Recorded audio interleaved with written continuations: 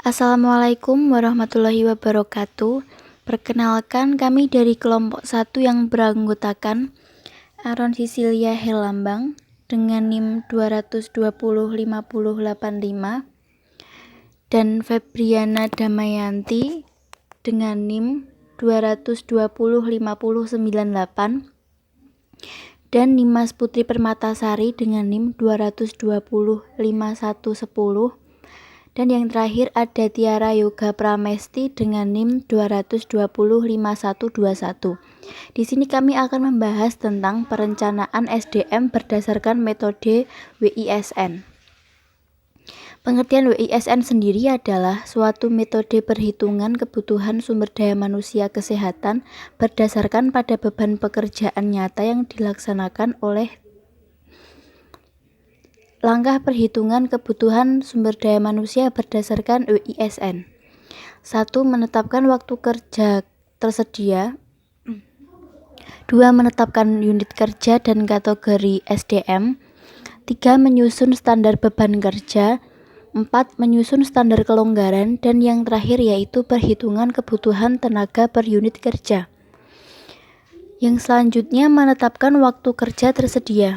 Menetapkan waktu kerja tersedia tujuannya adalah diperolehnya waktu kerja tersedia masing-masing kategori SDM yang bekerja selama kurun waktu 1 tahun. Data yang dibutuhkan untuk menetapkan waktu kerja tersedia adalah sebagai berikut. 1. Hari kerja. Sesuai ketentuan yang berlaku di rumah sakit atau peraturan daerah setempat, pada umumnya dalam 1 minggu 5 hari kerja. Dalam 1 tahun 250 hari kerja, yaitu 5 kali 50 minggu. 2. Cuti tahunan. Sesuai ketentuan setiap SDM memiliki hak cuti 12 hari kerja setiap tahun. 3. Pendidikan dan pelatihan. Sesuai ketentuan yang berlaku di rumah sakit untuk mempertahankan dan meningkatkan kompetensi atau profesionalisme setiap kategori SDM memiliki hak untuk mengikuti pelatihan atau kursus atau seminar atau lokakarya dalam 6 hari kerja.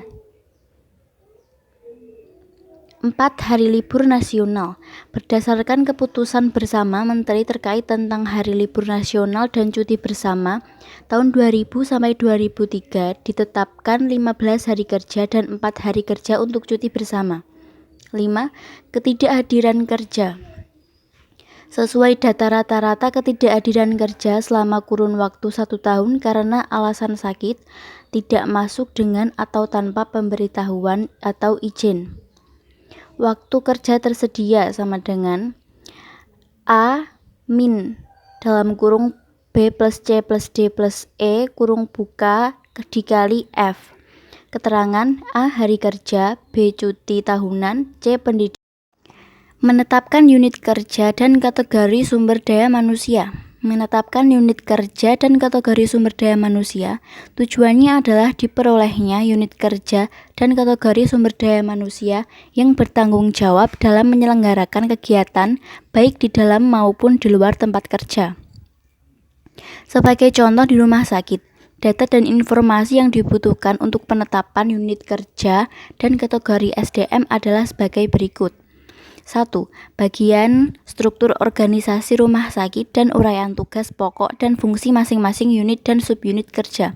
2. Keputusan Direktur Rumah Sakit tentang pembentukan unit kerja struktural dan fungsional, misalnya Komite Medik, Komite Pengendalian Mutu Rumah Sakit, bidang atau bagian informasi. 3. Data pegawai berdasarkan pendidikan yang bekerja pada tiap unit rekam medis di rumah sakit. 4. Peraturan Presiden Nomor 32 Tahun 1996 tentang Sumber Daya Manusia Kesehatan. 5.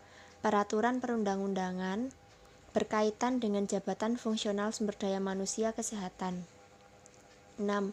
Standar profesi, standar pelayanan, dan standar operasional prosedur pada tiap unit kerja rumah sakit. Menyusun standar beban kerja. Standar beban kerja adalah volume atau kuantitas beban kerja selama 1 tahun per kategori sumber daya manusia. Standar beban kerja untuk suatu kegiatan pokok disusun berdasarkan waktu yang dibutuhkan untuk menyelesaikan dan waktu yang tersedia per tahun yang dimiliki oleh masing-masing kategori tenaga. Data dan informasi yang dibutuhkan untuk menetapkan beban kerja masing-masing kategori sumber daya manusia utamanya adalah sebagai berikut. Yang pertama, ada kategori sumber daya manusia yang bekerja pada tiap unit kerja sebagaimana hasil yang telah ditetapkan pada langkah kedua.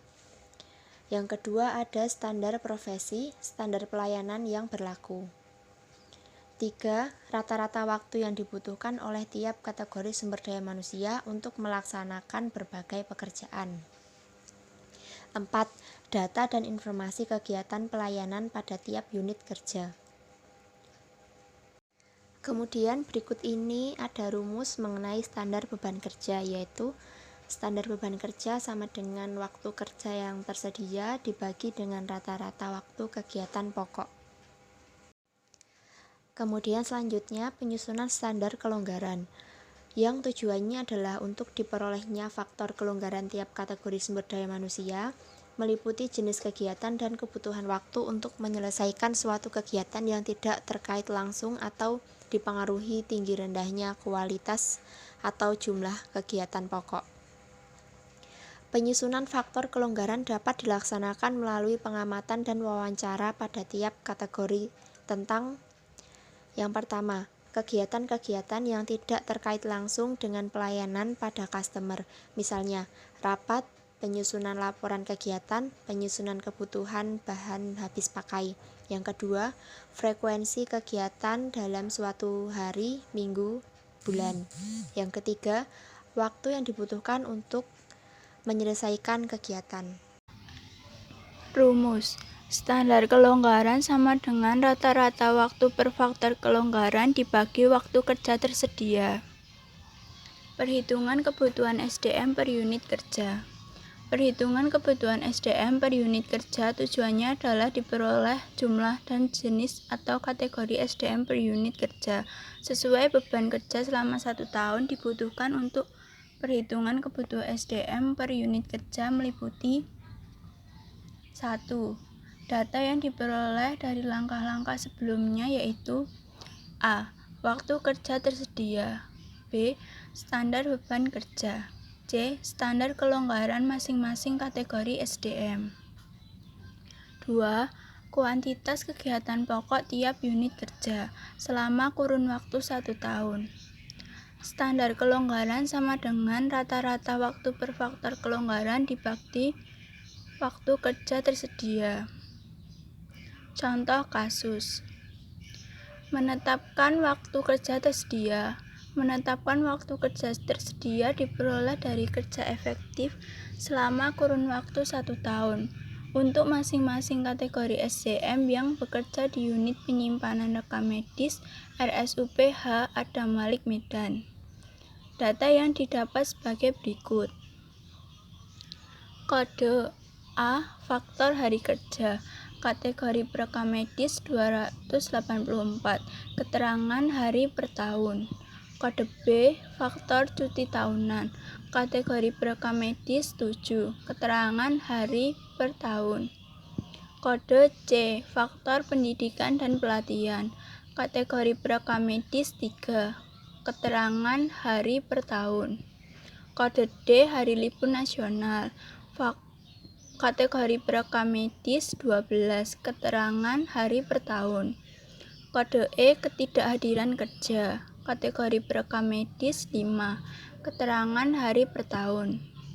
Kode F. Faktor waktu kerja. Kategori perekam medis 8. Keterangan hari per tahun.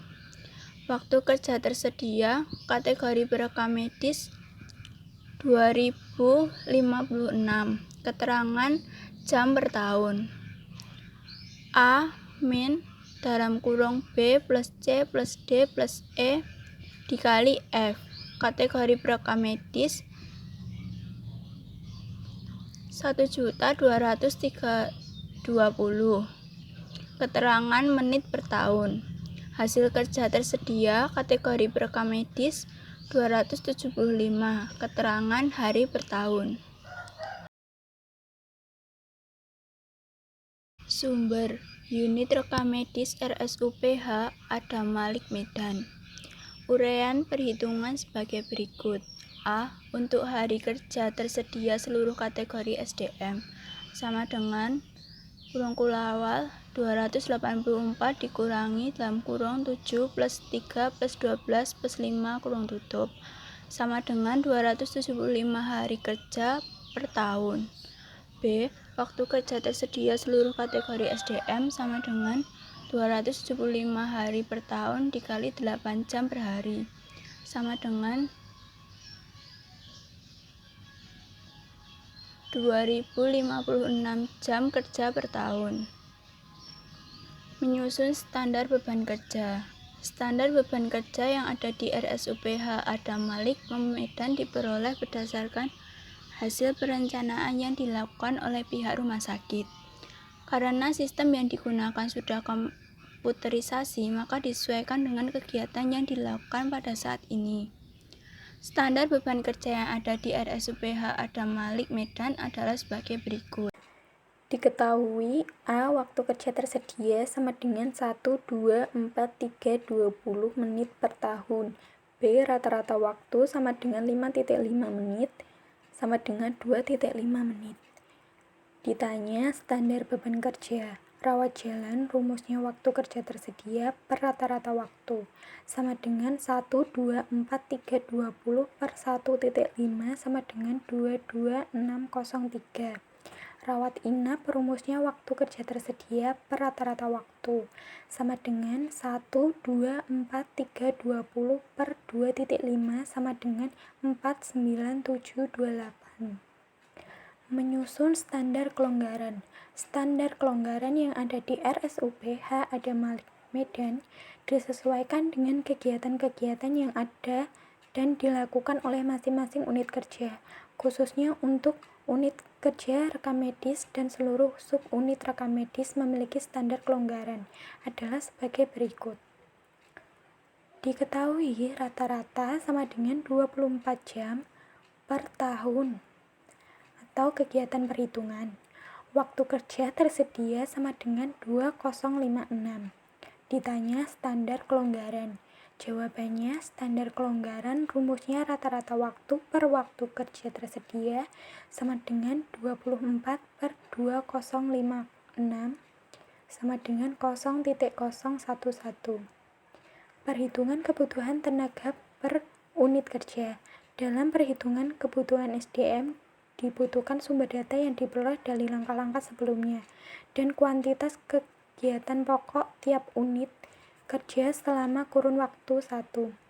Data-data yang diperoleh dari langkah-langkah sebelumnya seperti data kegiatan pelayanan rawat jalan, rawat inap, maka untuk perhitungannya bisa dilihat pada tabel berikut. Kategori SDM yaitu perekam medis, kegiatan pokoknya rawat inap dan rawat jalan. Kuantitas kegiatan untuk rawat inap 49211, rawat jalan 3100620.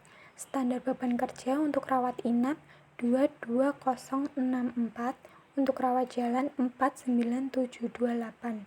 Kebutuhan SDM untuk rawat inap 10,08, untuk rawat jalan 0,99. Subtotal kebutuhan SDM yaitu 15,07, standar kelonggaran 0,217. Total kebutuhan SDM yaitu 15,28. Subtotal kebutuhan SDM yaitu kuantitas kegiatan per standar beban kerja sama dengan 3100620 per 22064 sama dengan 0,99. Jadi subtotal kebutuhan SDM adalah 14,08 plus 0,99 sama dengan 15,07. Standar kelonggaran sama dengan 0,217. Jadi total kebutuhan SDM adalah 15,07 plus 0,217 sama dengan 15,287 sama dengan 15 orang. Terima kasih. Jika ada yang ingin bertanya, silakan komen di bawah ya.